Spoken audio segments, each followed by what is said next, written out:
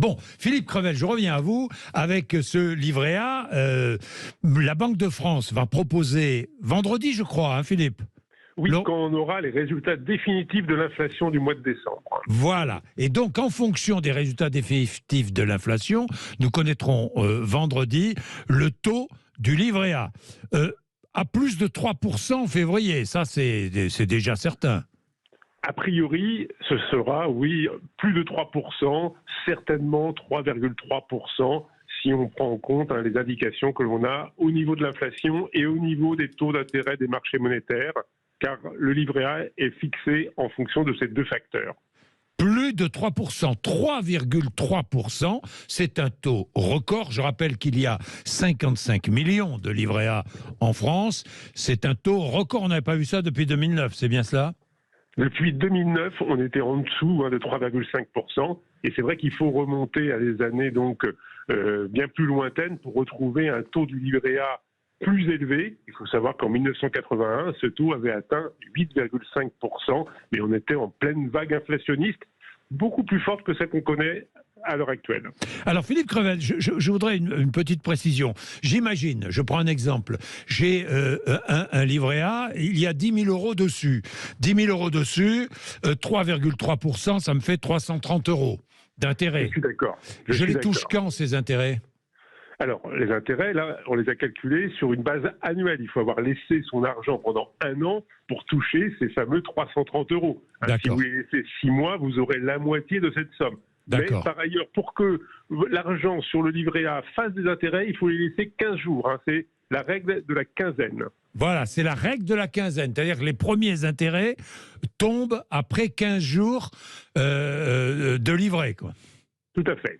Bon, ça c'est déjà important de le dire. Il n'y a pas que le livret A, Philippe Crevel. Il y a un autre livret qui s'appelle le livret de développement durable et solidaire. Qui est le petit cousin du livret A, qui fonctionne comme le livret A. Il n'y a pas d'impôt, il n'y a pas de prélèvements sociaux, et donc le taux est identique. Donc, si le taux du livret A est de 3,3%, ce sera la même chose pour le livret de développement durable et solidaire. Alors, je rappelle que le livret A est plafonné à 22 950 euros. Oui, et que le LDDS, le livret de développement durable, lui est plafonné à 12 000 euros. Est plafonné à 12 000 euros. Est-ce que l'on peut avoir, dans une même famille, plusieurs livrets A ? Alors, on est titulaire d'un seul livret A par personne. En revanche, au sein de la famille, on peut évidemment avoir autant de livrets A qu'il y a de membres dans la famille. Si on est 4, on peut avoir 4 livrets A. On peut avoir également 4 livrets de développement durable et solidaire. Bien. Bien. Alors, ça va coûter très cher. Dites-moi, c'est 3,3%. Mais à qui ?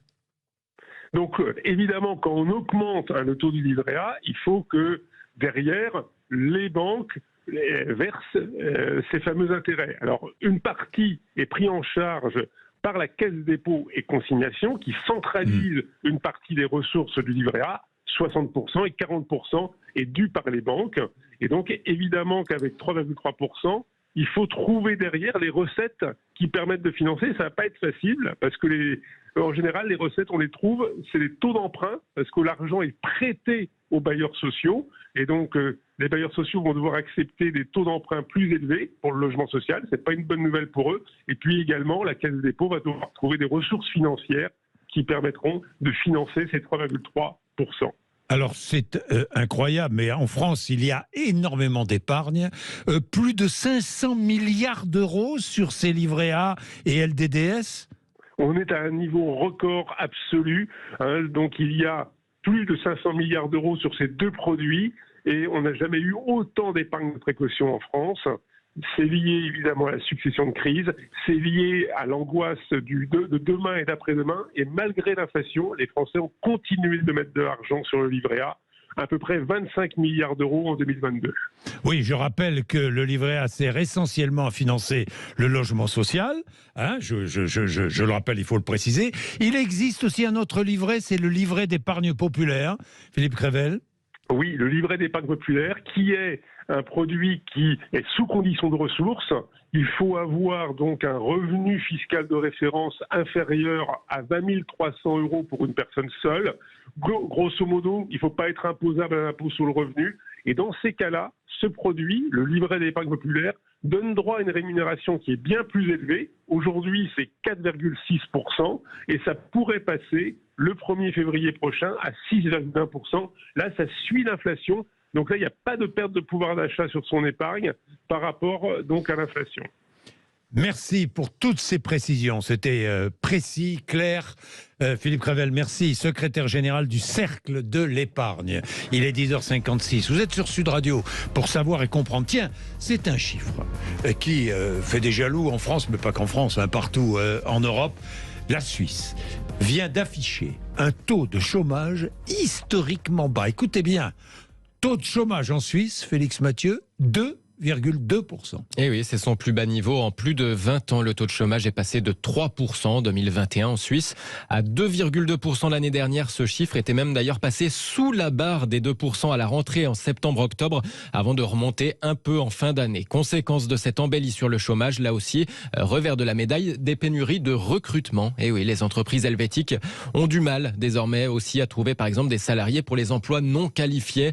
Selon le ministère de l'économie suisse, c'est donc aux entreprises de se battre pour se positionner désormais en tant qu'employeur attractif. Mais bon, après une fois tout cela dit quand même, vu l'assombrissement attendu des perspectives économiques, la demande de travail devrait se tasser au cours de l'année, note en même temps le gouvernement suisse. Oui, et je voudrais préciser que lorsque vous êtes au chômage, les conditions d'indemnisation du chômage sont drastiques en Suisse. Hein. On ne les a pas détaillées, on les détaillera d'ailleurs. Elles sont drastiques. Merci Félix, il est 10h57. Nous allons revenir évidemment sur la réforme des retraites avec des quantités de questions. Vous avez des quantités de questions. Ben, nous allons ouvrir un débat passionnant, nouveau débat sur le sujet avec 3 invités. Adrien Clouet, qui est député La France Insoumise de Haute-Garonne. Jean-Claude Mailly, qui est ancien secrétaire général de Force Ouvrière, rappelez-vous, de 2004 à 2018. Il connaît très bien tout ce sujet. Et Charles Mazet, qui est conseiller en finance, expert du secteur bancaire et spécialiste du financement des retraites. Il est 10h58. Le débat est ouvert avec vous. 0826 300 300.